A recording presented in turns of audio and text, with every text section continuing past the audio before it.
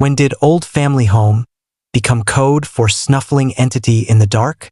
I never believed in the quiet terror of dust until I inherited Blackwood. The taxi dropped me half a mile from the main gates, the driver refusing to venture further down the winding, fog-choked drive. He mumbled something about the air being too heavy and sped away, leaving me alone with my suitcase, a dying flashlight, and the oppressive silence of the moor.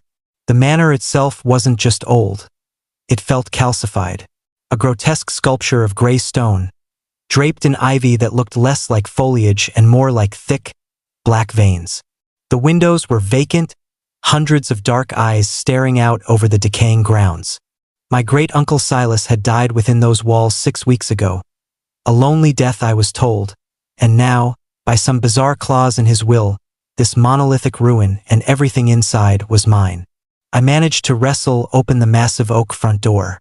The sound of the latch withdrawing was like a shriek of rusted metal, echoing through a cavernous, airless hall.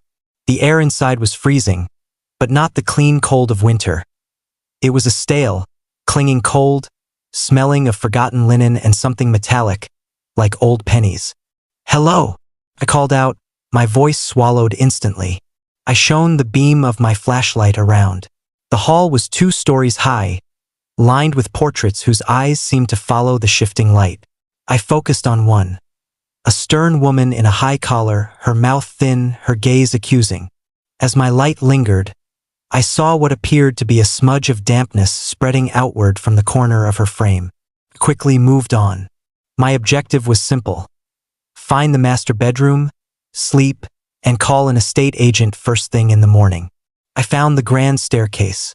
The banister was carved with figures that, in the flickering light, seemed to writhe. Each step I took groaned under my weight, the sound disproportionately loud, alerting the house to my intrusion.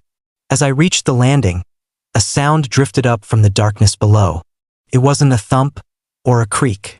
It was a drag, a soft, rhythmic "h-h" sound, as if something heavy and yielding was being pulled across the polished stone floor of the main hall, right where I had just stood. My breath hitched.